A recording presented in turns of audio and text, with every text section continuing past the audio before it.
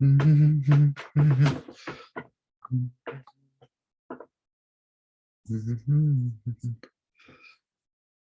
welcome back. Pressure, pressure to perform well, pressure to prove yourself, pressure to not fail, pressure to not let people down. When we open up our minds to all of this stuff, we are just surrounded by pressure. If we fall victim to this negative and limited and victim oriented forms of thinking, of course, we're going to let pressure get to us. This is the second of 3 videos on how to handle performance pressure. In the previous session, we talked about big picture perspectives, principles to have. The bottom line is enjoy pressure. That sounds strange, but enjoy pressure. Look forward to pressure. Pressure is in its own way a reward for all the hard work you have done. Pressure is also a performance laboratory to see how well integrated your skills and abilities are. And sometimes you will fail in those situations. Those should give you different types of ideas of what to improve on, to prove to yourself that your skills and experiences and mindsets and mental composure are so well integrated that they hold up in the cauldron of pressure. So look forward to pressure, view pressure in a more positive life. And in the words of Billie Jean King, it is a privilege. So view it as such. It makes all the difference in the world. In this second session, we're going to start looking at special techniques and tactics to employ, which will help you before the performance and during the performance to handle the pressure. As we talked about in the 100 level series throughout this video training of how to perform at your best, you cannot employ isolated tactics or techniques by themselves. They will not hold up consistently. These techniques and tactics are based on the solid foundation of principles and perspectives to have. So replay that first video, our previous video, so that you start gaining and reinforcing those principles and practices. Okay, does that make sense? I'm going to share with you a whole bunch of ideas that have been proven successful, but I don't know how they work for you. Each one of us has different forms of pressure about our performances, and each one of us has unique and different reactions to those pressures based on our philosophies, our skill levels, our experiences. I like to view the image, the metaphor of a toolbox. And what I'm going to share with you some things now is different tactics, tools, if you will, to put in your pressure toolbox. Some of them may work right away. Some of them may work initially and not hold up, specifically how you keep on advancing and improving. The key is to have multiple ways of handling pressure that are your tools, not someone else's tools. I hope that makes sense. So let's start looking at some of these things. And tactics and techniques will be viewed as isolated. You have to put these together. First one is your pre-performance or pre-shot routines. Do you follow the same approaches that are proven so that you approach the performance with the right mindset of both being relaxed, yet eager to prove yourself, eager to compete, eager to perform? This may be starting out a week before or leading up right to the specific performance or the specific shot that rely on these routines. These are home base for you to retreat to in the guises, in the visions of pressure. So have that grooved. It is stability in the wild seas of ever-changing adversities of pressure. Follow those. What many people do not know is have solid post performance routines. We talk about pre-shot routines, pre-performance routines. Few of us have ever thought, much less constructed post-shot, post-performance routines. It is quite all right to be frustrated or even angry at your bad performance, whether it is shooting a free throw or playing a recital. It's quite all right on that.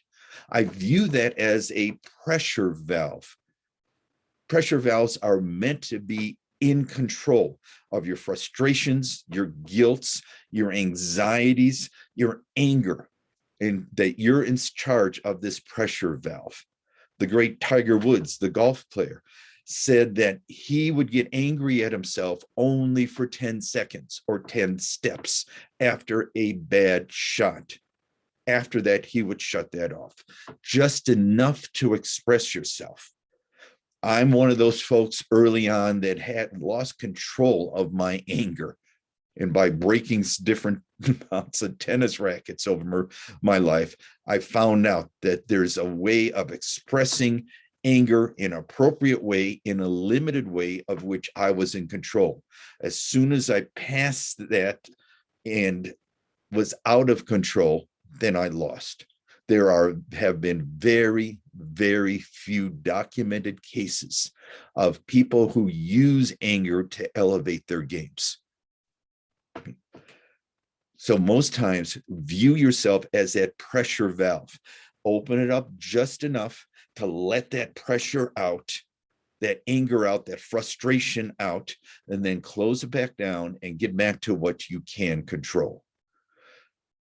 Physically, what we need to do is simple. Breathe. Breathe fully.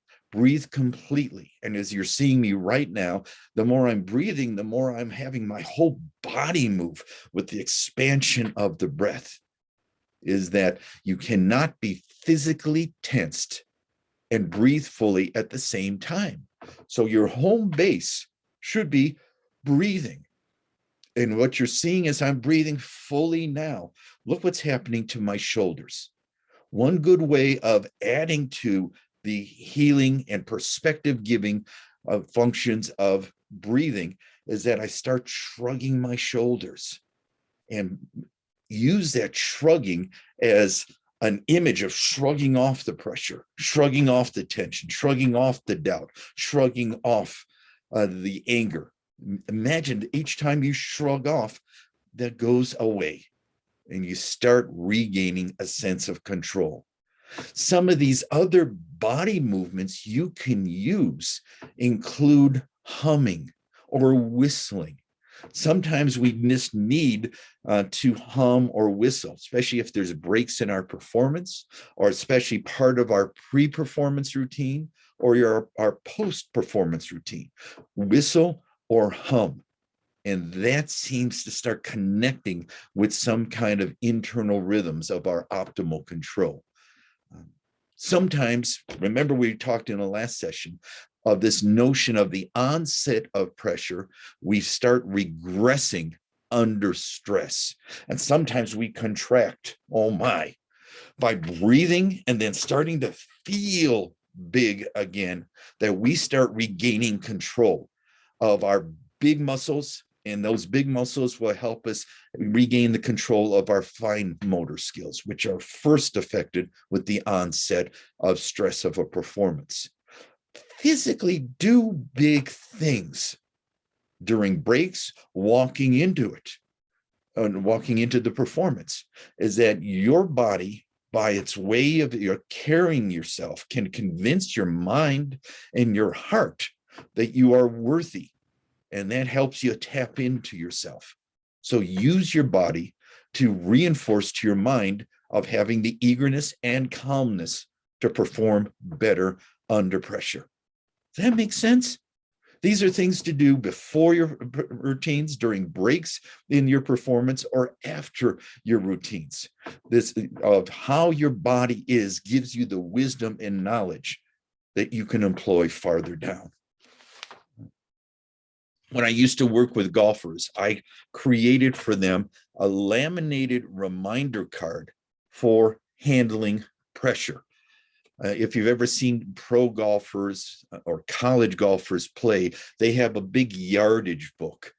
And many times they're not looking at the yardage. What they're doing is looking at a picture of their spouse or their dog, or having some kind of self-made reminder card. Make up your own reminder card on how to handle pressure. It could be a single image, or a single word, or a phrase, or an affirmation. So that sometimes in the midst of all the craziness, just by the very fact that you're taking time out to look at a reminder gives you that necessary space so that you can come back in touch with yourself. Here are some things from that reminder card I think we can all apply, no matter if we're in the performing arts, if we're in the writing arts, if we're in the business presentation arts, or some kind of individual or team athlete. And that is, I'll bring up a couple of them in here and see which ones fit for you that you can put in your toolbox. Enjoy being in that situation. It's a reward for all the hard work. That's what you're reframing your brain to anticipate a positive performance, a positive testing experience with yourself. Here's something that sounds counterintuitive, and it works. The more pressure you are in, the deeper you should connect with your sense of calm. Too often when we're under pressure, we start constricting ourselves. Use that in an almost a antagonistic way. The more pressure you feel, the more you sink into your own sense of calm and confidence and composure. Use and create that kind of connection. Here's another one. Slow down. Slow down your breathing. Slow down your thinking. There is a phrase my baseball players used to say to me that makes sense, is that allow the game to come to you. Instead of you forcing your performance within a game, slow down, allow the game to come to you. As you're more receptive to it, you become more receptive to the rhythms of the overall performance, whether it's your own, matching yourself with the performance, or part of a team or an ensemble. Allow the game to come to you. As I was mentioning, shrug your shoulders. And as you may want to visualize yourself shrugging off the fear, shrugging off the doubt, but you're also keeping these big muscles in your neck and back loose as well. Keep on talking to yourself in positive ways, whether it's the positive affirmations we talked about earlier in this 200 level series, or just reassuring yourself, it's okay, I will endure, I trust myself, I believe in myself. These little sayings, these little affirmations mean the world to us. Part of this is, as we mentioned in our last video, is learn how to be in the moment. Don't beat yourself up for something that happened in the past, even 10 seconds ago. Don't anticipate or expect it to unfold in some kind of prescribed way. Have the purity of being in the here and now, in the moment. Cometh the moment, cometh the champion. Go back to big movements. Remember, the regression under stress affects little fine motor skills. And the best way to get back in touch with those is get back to big movements.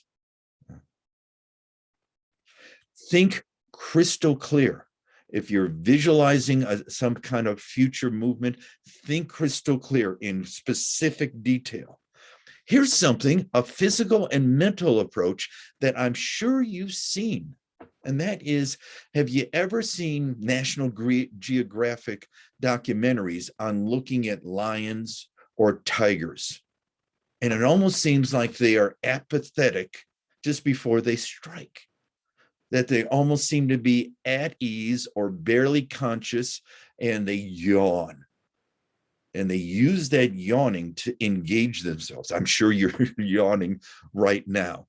Is that yawn when you're ready to elevate your game. Yawn when you're crossing an important section of the performance, unless you're playing an instrument, is that yawn and feel like you are a lion or tiger ready to pounce. There is that connection between the yawning reflex and you being able to pounce. Here's one. It's a simple one, but do it completely and properly, and that is laugh.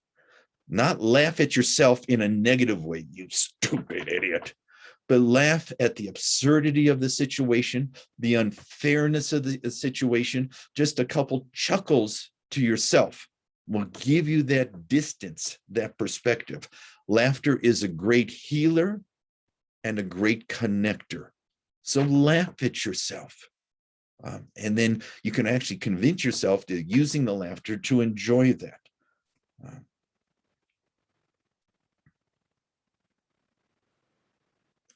Here's one. When you feel anger or frustration, go back to your memory of the best performances you've had. When you excelled in something, you've already proven this stuff to yourself in past practices and rehearsals and past performances. In many ways, you've proven isolated performance, excellence, and execution. So go back to that and remember that, hey, I did that well. Like Kevin Costner said, for the love of the game, he said, like I've done a million times before. You've already proven this stuff to yourself, even though it may be uncharted territory in this current performance. You've already done the specific things. So go back and remember, are you doing all of those positive things?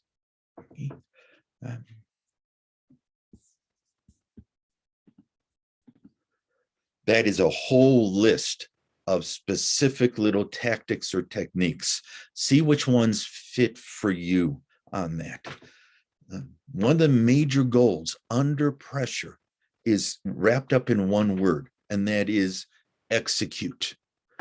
Purely throw yourself into the performance, and it's best seen as that word, execution. Just do the activity. And that means being present in the here and now, not worrying about anything, totally committing to yourself, and execute. One of the key words that people remind themselves of is, just with all of the stuff going on around you, purely do, purely execute. And then you can start throwing yourself into it in a more positive and productive way. A lot of these little techniques you will learn throughout your performance careers. Remember those that fit best for you. Some of them, again, will work immediately. Some of them will work for a while as some of them you may not be ready to. They'll make sense to you, like the notion of the pressure valve. And they may make sense to you, but they're not quite ready yet to employ those things. So just keep that in a slot in your toolbox as well. It all resides down to all these tactics and techniques are allies for you, that you allow yourself to control yourself in the pressurized situation instead of allowing the pressure to get to you. You are no longer a victim, a passive victim, as that you are an active participant in your performances. Look at it, these techniques, as a way of rising to the occasion, rising to the challenge of proving to yourself. You are either on your side or you are against yourself. There's no middle ground with that. So use pressure, excel within pressure, endure within pressure. Sometimes we will have situations where we have to what's called absorb early blows of the performance. As much as we plan, sometimes it unfolds in ways we hadn't planned for. So use adversity, use the absorbing early blows so that you can keep on enduring. There's no such thing as a perfect performance. So accept that you're making the proper adjustments and accept that you can absorb blows and go on. Remember, your B plus game or A minus game is good enough in most situations. Also, I have taken more pride in elevating my C or C minus game initially up to a B game. That is a huge success for me. So view those elements of accepting where you're at, accepting what is given to you, learning how to respond well to adversity, and enduring. The worst thing you can do under pressure is to give up, to mail it in, to throw it in. Giving up is a cancer. That persisting, persevering, gutting it out, hanging in there, being gritty are positive qualities and positive techniques. You can take away in your post-performance routines those notions that I hung in there. I resurrected a lackluster performance and that I endured. Use that and build upon those. Hopefully a lot of these things make sense. Maybe some of these things have reminded you of some other things you have done or would like to do, maybe different words or images. So with this second video in our series, replay it every once in a while, and you may gain some perspectives of you maybe weren't ready hearing this or viewing it the first time. Viewing it a second or third time down the line, you may be ready to hear those things. In the next and final video of this three-part series of handling pressure, I'm going to share with you 2 secrets that most people who use pressure as a positive way employ. And these are things you probably never heard of. So replay the first video on the big principles and perspectives, replay this video, then you'll be ready for the third video in this series. This is Tom Kubistant, and leaving you with embracing the pressure, embracing the situation, that you are on your side.